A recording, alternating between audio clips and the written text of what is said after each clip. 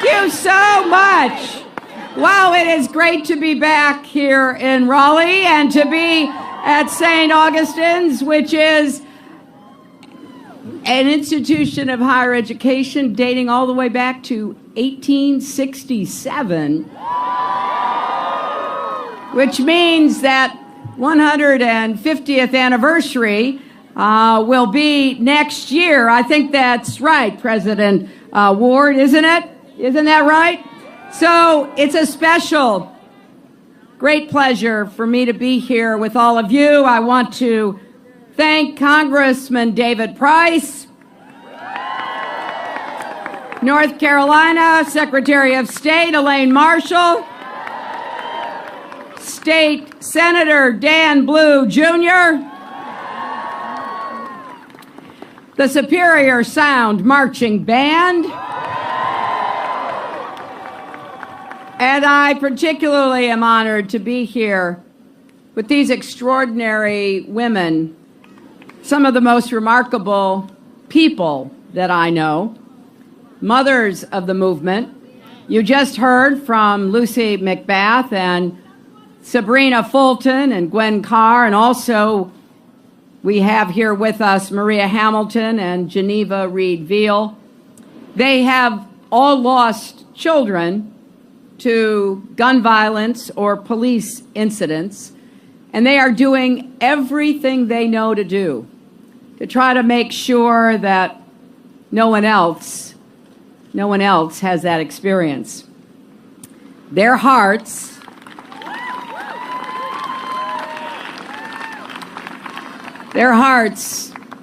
were broken, as any mother's heart would be, but they have summoned the courage and the energy, the fierce sense of urgency to try to do what they can to help us meet the challenges we face in our country. And I will do everything I can, if I'm so fortunate enough to be your president, to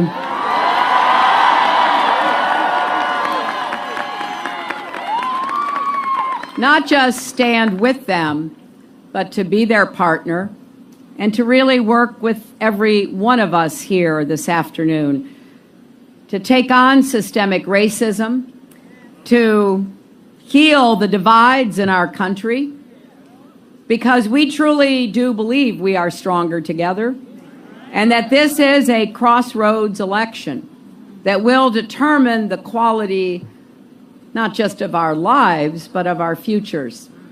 So I could not be more honored to be here, and I hope that you will join us, not just for this campaign, but for the work that lies ahead. And I'm excited by the energy, enthusiasm, and commitment I see here in North Carolina. And I'm going to do everything I can, and I hope you will do everything you can to help elect Roy Cooper as your next governor.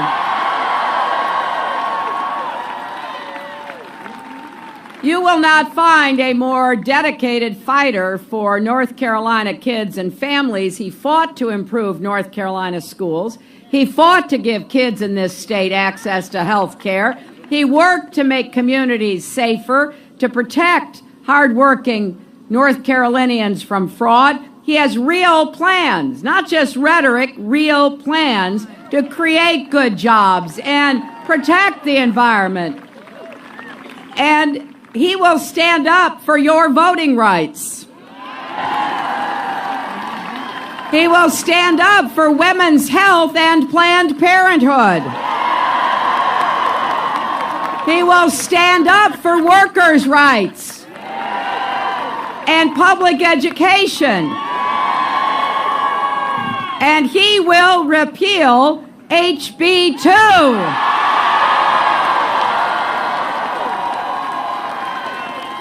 He knows that discrimination is not only wrong, guess what? It's bad for business. North Carolina deserves a governor who puts the people of this state first, not some kind of ideological agenda. I am also hoping you're going to send Deborah Ross to the United States Senate. You know, Deborah has spent her entire career working to open up opportunities for all people in this state, no matter who you are, what you look like, or who you love. She wants every child to have the same chance she did to go to great public schools with wonderful teachers. And she and I both believe the economy should work for everyone, not just those at the top. Deborah is exactly the kind of partner I need in the United States Senate. She will help me break through the gridlock, create more good jobs, help to get wages rising, rebuild our crumbling infrastructure, and finally guarantee equal pay for women's work. And this is important for you to know because, unlike her opponent, Deborah has never been afraid to stand up to Donald Trump. She knows that he is wrong for America. She knows that people of courage and principles need to come together to reject his dangerous and divisive agenda. So please do the right and smart thing and elect Deborah Ross to the Senate. Now, did anybody see that last debate?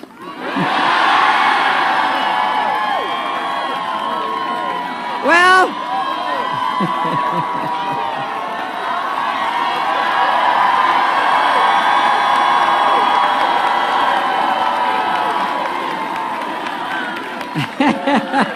well, you know,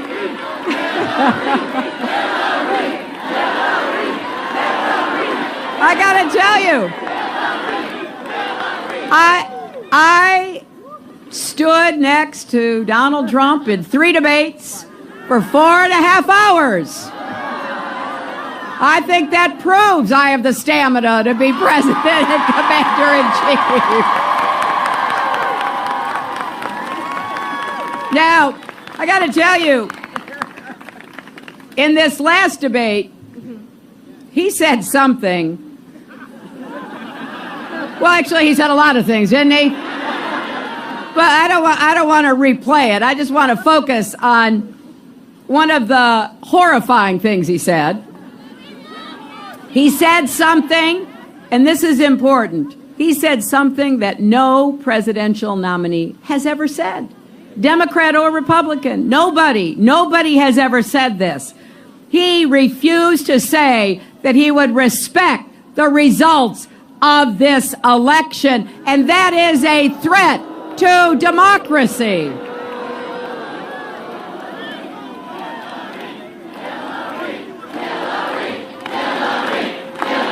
You know, my friends, I went to 112 countries as your Secretary of State after President Obama gave me the great honor of serving in his cabinet. And as I traveled across the world, I saw many things that distinguished us from all these other countries that I visited. But I'll tell you one thing, the peaceful transfer of power is one of the things that makes America, America. And frankly, it's one of the things that makes America already great. We can't ever give that up. We have got to preserve, protect, and defend the Constitution. That is what the next president will say on Inauguration Day. Preserve, protect, and defend the Constitution. Those cannot be just words. Those have to live in our hearts, our values about who we are, the sacrifice that has come before to give us this opportunity to continue to live in a country that has produced more rights and more opportunities for everyone. Now, we've got challenges, don't get me wrong. I've laid out a whole agenda about dealing with those challenges. You know, I got to tell you, I get criticized for telling you what my plans are. You know, I hear it. People say, well, there she goes with another plan. Tim Kaine and I wrote a book together called Stronger Together, which tells you what the plans are.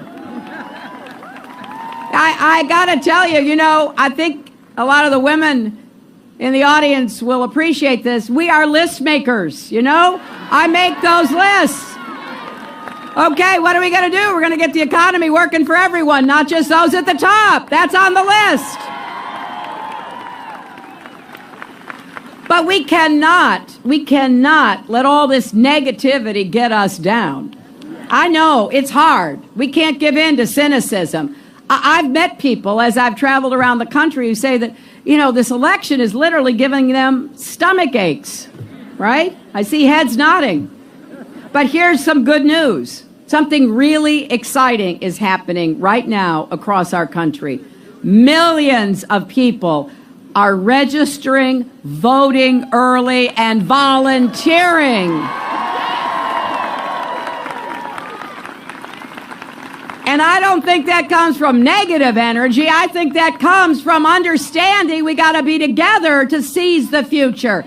And we have reached a milestone. More than 200 million Americans are now registered to vote. That is the biggest number in our history.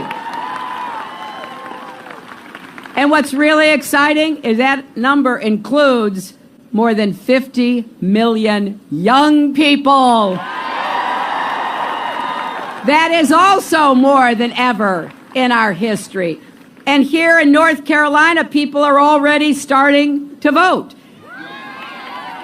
It is likely more North Carolinians will vote in this election than ever before. That is something to be very, very proud of.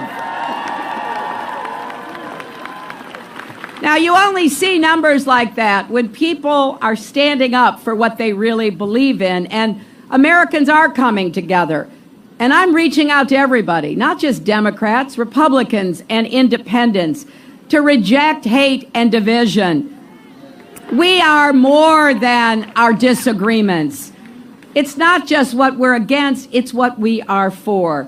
And it is about defending our most cherished values and embracing a future where everyone counts, everyone has a place, and everyone can contribute. That is what I hope this election will end up meaning. Because as we move into the last 16 days, there are a lot of people who are voting for the first time in years, voting because they know that although I'm asking for your vote, the honor of your vote, it's really about voting for yourselves, voting for what you stand for, what you believe in, the issues that you know are important in our country. And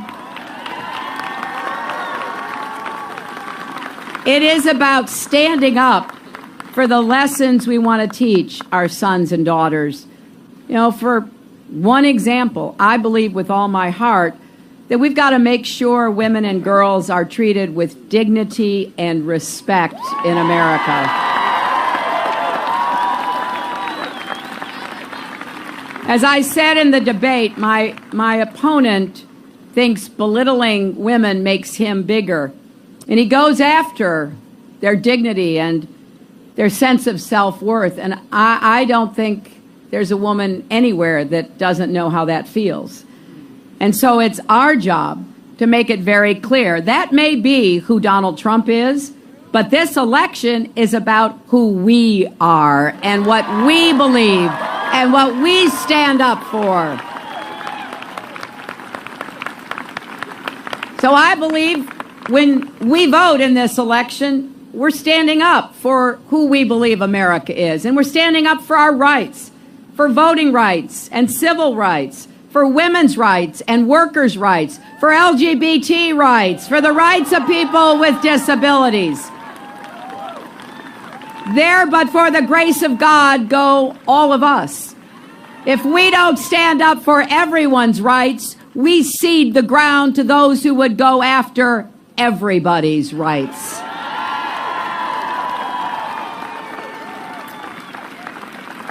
And have made it very clear I want to work with all of you, and particularly with people like the mothers of the movement, to reform our criminal justice system so that it works fairly for everyone.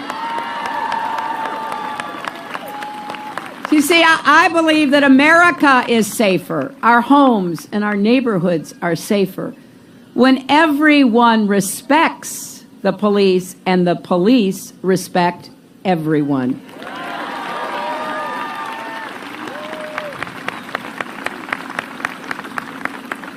I also believe America's best days are still ahead of us, right? I hear all of the insults and downer comments coming from my opponent in this campaign, and I don't recognize the country he's talking about. You know, as I said the other day in the debate, he has been denigrating America for decades. This is not new. He took out a $100,000 ad in the New York Times going after President Reagan in 1987. So he is an equal opportunity insulter. But, you know, I guess I've lived long enough to understand that insults and anger are not plans. We've got to pull ourselves together to set some big goals for America, and each in our own way move toward achieving them.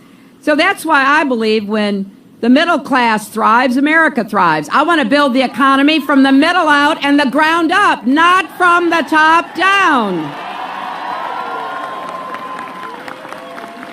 We are going to make the biggest investment in new jobs since World War II.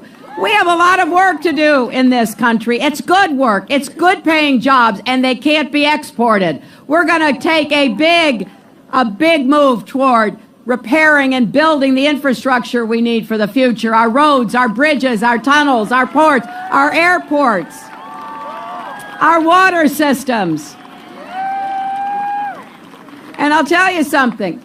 We need a new modern electric grid to be able to take and distribute all of the clean renewable energy we're going to be producing.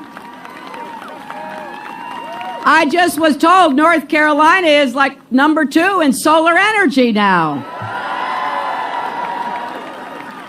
Well, there are even more jobs where that came from. I want us to deploy 500 million new solar panels in the next 4 years. And make sure we have enough clean energy power for every single home in America.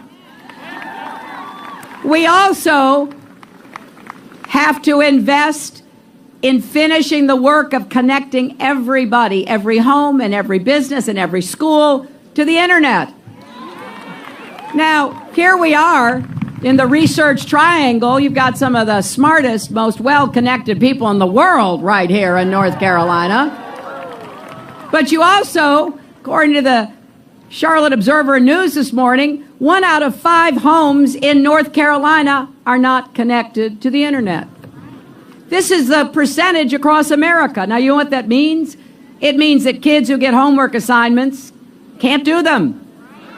It means that people who are trying to start or run a small business can't get connected. So we're going to finish the job of making sure everybody, everywhere, in every corner of North Carolina is connected to the internet. And I'm going to do everything I can to bring advanced manufacturing back to America. I don't want to compete for low-wage jobs. That's Donald Trump's answer. You know, his answer, he goes on and on about all of this, is to lower Americans' wages. I'm having none of that. Americans need a raise. They don't need somebody who wants to lower wages. But we can't do it without thinking through how to get it done. So we can have precision machining. We should own 3D printing. There's a lot that we invented in America, and we ought to get the jobs and the products and the exports from doing it. And as your president, I'll work with business, I'll work with labor, I'll work with colleges and universities to make that happen. And we're We're also going to do more to support small business because it will create 2/3 of the new jobs in America. And right now, we're not doing enough. And you know what the fastest growing group of people starting small businesses? African American women. And I want to be sure they can get started just like everybody else. And I want to say something to all the young people here. If you've got a good idea and you want to start a business, we're going to give you a moratorium for 3 years so you don't have to pay back your student loans while you're getting started. And I want to be sure that we have quality education from early childhood all the way through college.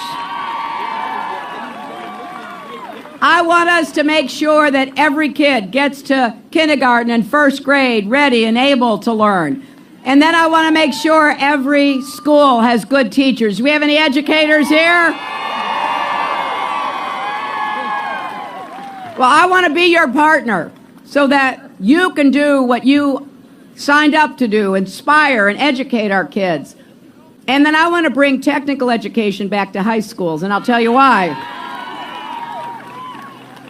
We stopped it years ago, and maybe there were some good reasons, because maybe it wasn't really connected to the economy as it was changing, but the result has been that we got a lot of jobs that require real skills that are not being filled across North Carolina and America right now. And I want young people to know that there's more than one pathway to a good job with a middle-class income and a real opportunity for you and your family. So we're going to help high schools, we're going to help community colleges do more to get kids prepared. And then if you want to go to get a 4-year degree, we're going to make it affordable for you.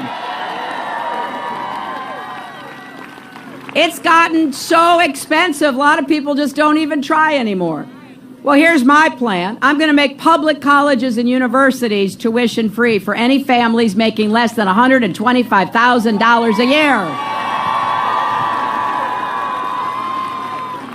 And if you make more than that, we'll make it debt-free, which means you got to pay what you can afford, but beyond that, you don't have to go into debt. Because we should start thinking about college as an investment, not just for the individual, but for our country. And we're going to help you pay back and pay down your student debt. You should be able to pay it back as a percentage of your income, so you're never on the hook for more than you can afford. I worked on this after the primary with Senator Sanders. It's going to save millions of people thousands of dollars, and because, you know, I do like to let you know what I'm doing, you can actually go to HillaryClinton.com/calculator to see how much you and your family can save under my plan. And as part of that plan, we're going to create a $25 billion fund aimed specifically at supporting historically black colleges and universities. I believe that colleges and universities like St. Aug and Shaw University play a vital role in our country. Historically black colleges and universities will always be an important part of promising and delivering on higher education.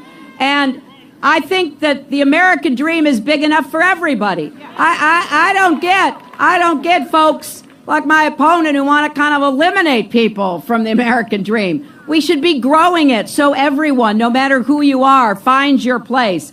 So that means we got to raise the national minimum wage. No one who works full-time should still be in poverty. And when I talk about equal pay for women, that's not the only issue that I know affects families. We need paid family leave because we're the only advanced economy without it.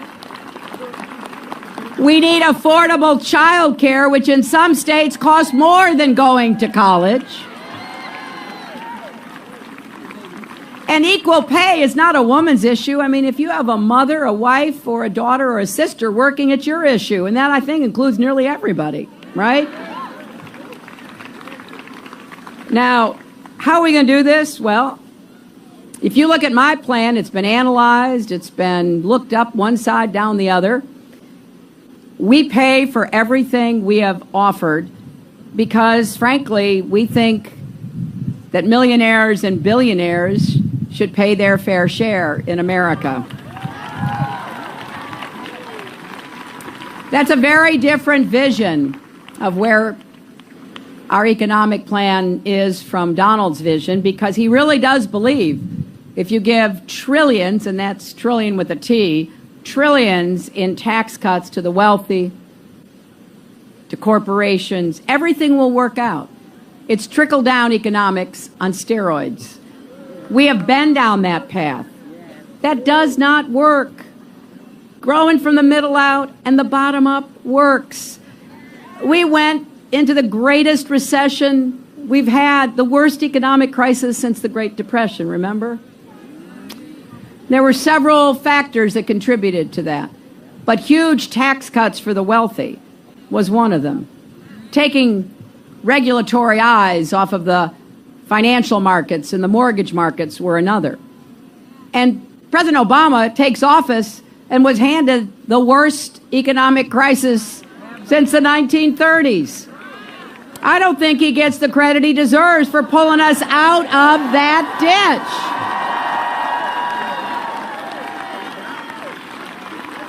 So we're standing, but now I want us to start running again, which I know we can. And the comparison could not be more stark. You know, Donald exports jobs. He doesn't put jobs in North Carolina. He sends them to 12 other countries. He buys Chinese steel, not American steel. He's putting Chinese steel workers to work, not American steel workers. And then we found out during the debates he hasn't paid a dime in federal income taxes for 20 years. Now, he says that makes him smart, and I've been really pondering this. I just don't know how smart you have to be to lose $1 billion in a year, especially when you're running casinos. I mean, how many of you have ever been to a casino? I mean, you know that old line, the house always wins. So I don't think it was too smart. But the net effect is that he paid zero for our military, zero for our vets, zero for Pell Grants for young people to go to college here and elsewhere. And he thinks the rest of us are stupid because we actually paid our taxes. So, as I said the other night, I want to give him a chance to pay more taxes.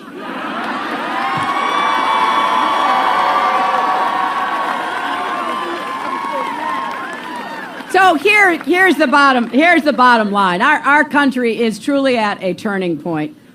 Experts tell us, and I feel it in my gut, that our economy is poised to thrive, but I don't want unbalanced, unequal growth. That doesn't help the vast majority of Americans. I want to get back to where we're producing jobs. You know, it was in ancient history. It was like during the 1990s, as I recall,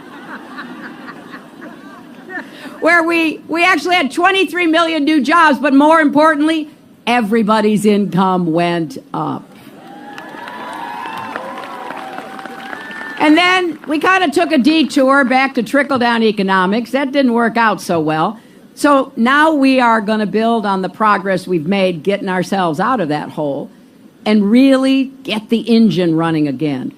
I want to see this economy working, and I want to see people going back to work, taking better jobs, seeing their incomes rise. And I know we can do this, but I can't do any of it without your help. So please, I know that early voting has started in North Carolina.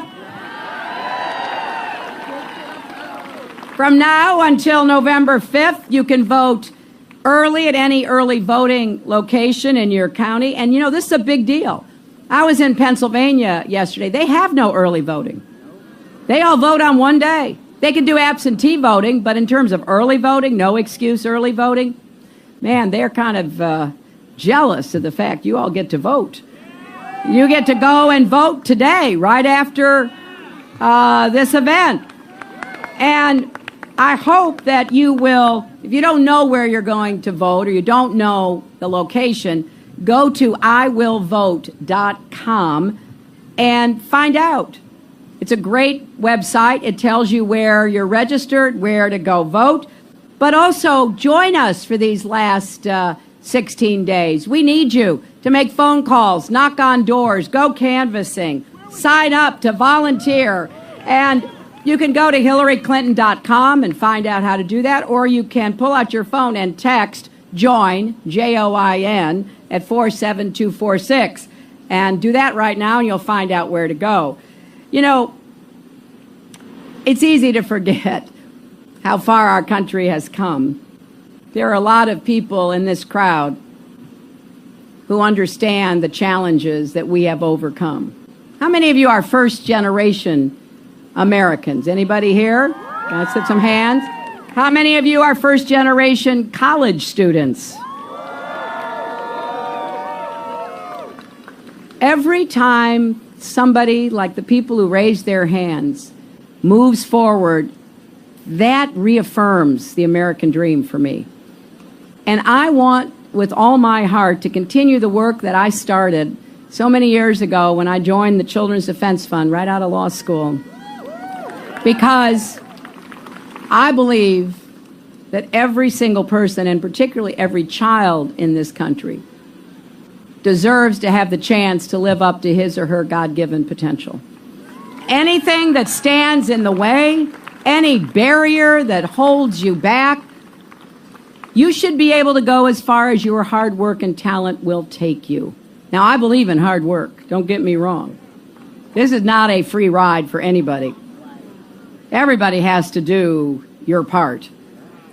But I want you to know and believe in your heart that if you do, you'll get ahead and stay ahead, because that's the basic bargain of America.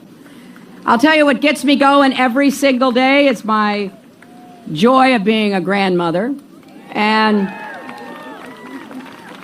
it's because I think about the lives of my granddaughter and my grandson, and obviously I want to give them every opportunity. But you know what? That is not enough. I know they've got privileges. My gosh, they're the grandchildren of a former president, Secretary of State, obviously. But you know what? That is not enough. Because what matters to me is not just what they do, and we're going to make sure they understand they got to make it on their own, but what kind of country they become adults in. And what kind of world is out there waiting? Is it a peaceful, prosperous world? Are we going to be able to continue to lead with strength and smarts? Are we going to really deliver on the promise to our children and grandchildren? I think we will. I'm very optimistic, very positive, very confident, because let's go out and in this election prove that anything is possible in America, and let's prove that love trumps hate. Thank you.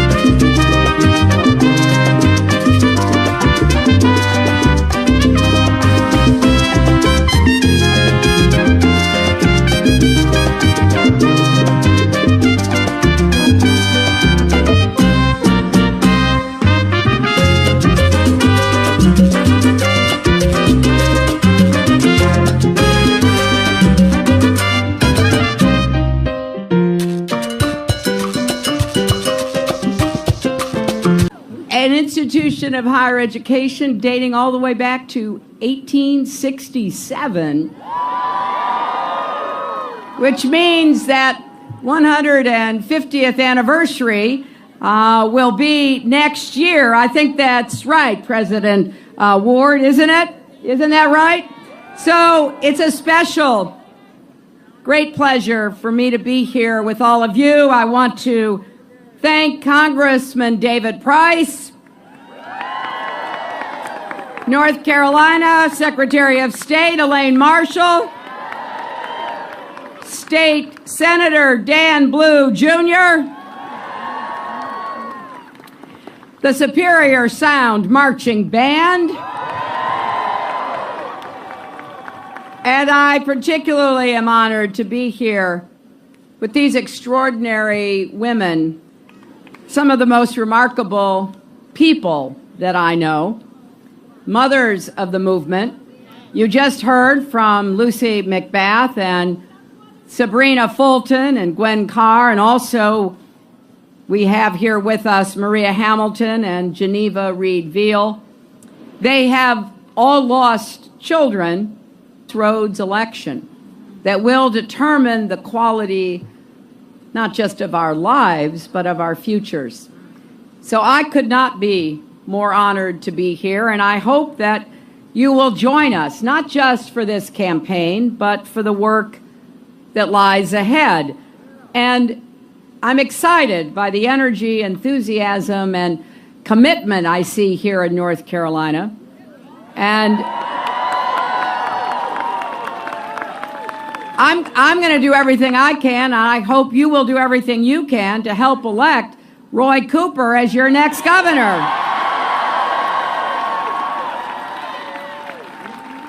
You will not find a more dedicated fighter for North Carolina kids and families. He fought to improve North Carolina schools. He fought to give kids in this state access to health care. He worked to make communities safer, to protect hardworking North Carolinians from fraud. He has real plans, not just rhetoric, real plans to create good jobs and protect the environment. And he will stand up for your voting rights. He will stand.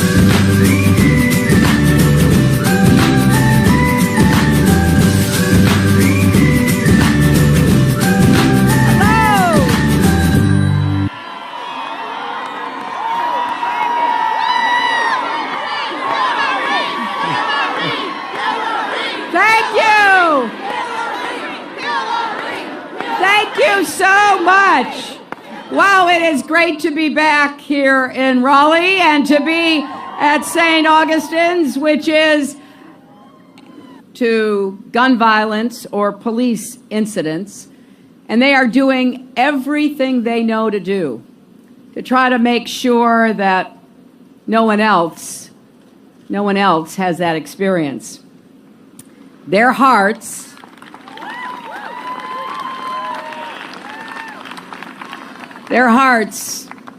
were broken, as any mother's heart would be, but they have summoned the courage and the energy, the fierce sense of urgency to try to do what they can to help us meet the challenges we face in our country. And I will do everything I can, if I'm so fortunate enough to be your president, to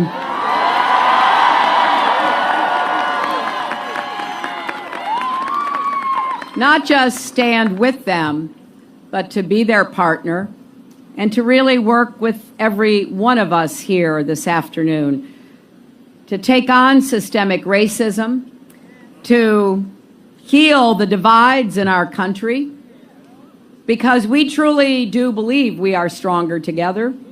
and that this is a cross up for women's health and Planned Parenthood.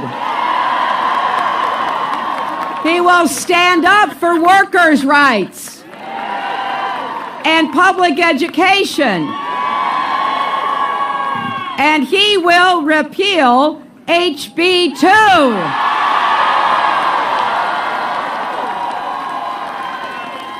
He knows that discrimination is not only wrong, guess what? It's bad for business. North Carolina deserves a governor who puts the people of this state first, not some kind of ideological agenda. I am also hoping you're going to send Deborah Ross to the United States Senate. You know, Deborah has spent her entire career working to open up opportunities for all people in this state, no matter who you are, what you look like, or who you love. She wants every child to have the same chance she did to go to great public schools with wonderful teachers. And she and I both believe the economy should work for everyone, not just those at the top.